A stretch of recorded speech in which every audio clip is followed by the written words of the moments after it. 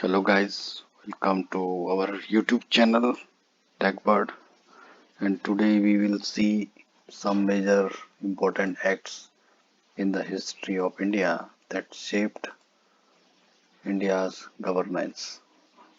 So let's look at them, and we will see the acts which reigned from 1773 to 1947, and we will create a different series on it. In one way we cannot cover all the act, but at one time we will cover two act, and then subsequently we will move on. So first is the first article of India refers to regulating Act of 1779, which was the first law passed by the British Parliament to regulate the affairs of East India Company in India. It marked the beginning of British parliamentary control over Indian administration. Key features of Regulating Act 1773. So first one is governance structure. So created the position of Governor General of Bengal with supervisory powers over the presidencies of Bombay and Madras. Warren Hastings became the first Governor General of Bengal. Supreme Court establishment. Second key point. So it established the Supreme Court in Calcutta in 1774 to administer justice to British subjects and company employees. Third point, company's political accountability required the East India Company to report its administrative and financial affairs to the British government, aimed to reduce corruption and improve governance. Number four key point, restriction on company officials. So prohibited company servants from engaging in private trade or accepting gifts, bribes from locals.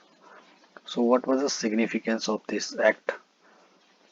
Marked the beginning of British government control over Indian administration, laid the foundation for further constitutional reforms leading to Pitt's India Act 1784 and later acts strengthened British rule, introduced centralized system of administration in British India.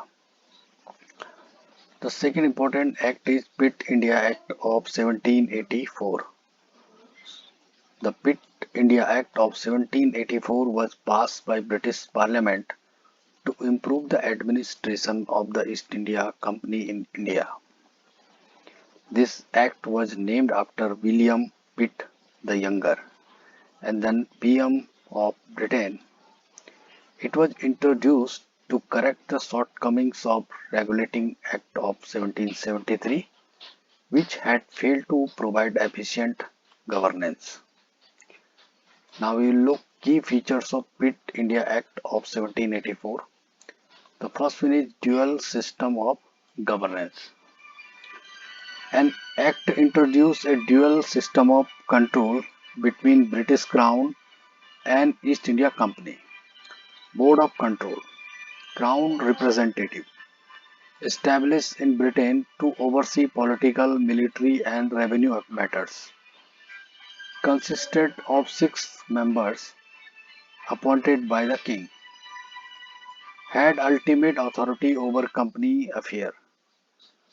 Could direct the Governor General in important matters. Court of Directors, company's representatives. Manage commercial affairs of East India Company. Continued to have control over trade and appointments in India. So basically there were created two type of thing into it, like a dual system.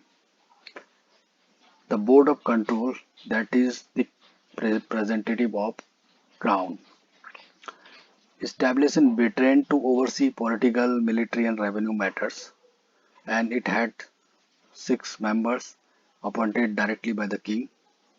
and it had the ultimate authority over company affairs.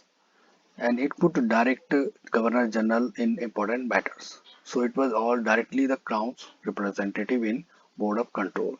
The second one was Code of Directors, in which there were representative of company, managed commercial affairs of East India Company, continued to have control over trade and appointments in India. So this Code of Directors was linked to the commercial activities happening in India. Trade, commerce, all these things were controlled by this Code of Directors. So this arrangement ensured that British government had direct political control while the company retained its commercial functions. Second, it strengthened the Governor General's authority. The Governor General of Bengal was given greater power over the presidencies of Madras and Bombay. Presidencies were now subordinate to Governor General in political matters. The Governor General could act independently in case of emergencies. The act reaffirmed Warren Hastings's authority, but he was soon replaced by Lord Cornwallis in 1786, who became the first Governor General with full powers. So Lord Cornwallis 1786 became the first Governor General with full powers. 3. Control over company officials. Company officials were now held accountable for their actions in India, and they were accountable to the British Crown. Prevented corruption and mismanagement. Company servants were prohibited from engaging in private trade and accepting gifts from Indians. Expansion of British territories in India.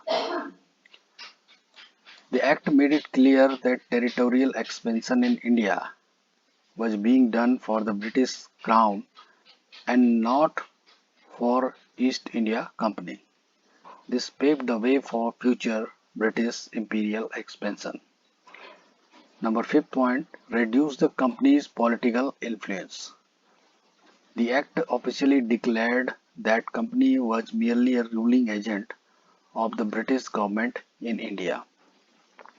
So company was like a tool which was operated by the British government. The British government now had the final say in all major matters. Significance of Pitt India Act of 1784. First step towards British Crown direct rule over India. So it paved the way for the British Crown to directly rule over India. Introduced government accountability in Indian administration. Gave greater centralization of power to the Governor General of Bengal. Now this Governor General of Bengal had the major power in the matter of power. So marked the beginning of imperial expansion under British rule. Established the Board of Control, which played a crucial role in India's governance until 1858. This act remained in effect until the Government of India Act 1858, when the British Crown formally took control of India after the revolt of 1857.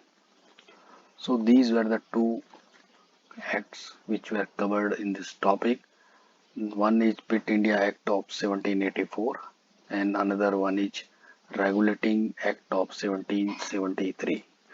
So in the coming video we will cover more act and we will move up to the 1947 Act, because as we know in the competitive exams most of the question and frequently question asked from this topic in one way or in another way. So if we cover all the topic, then we will not miss the point.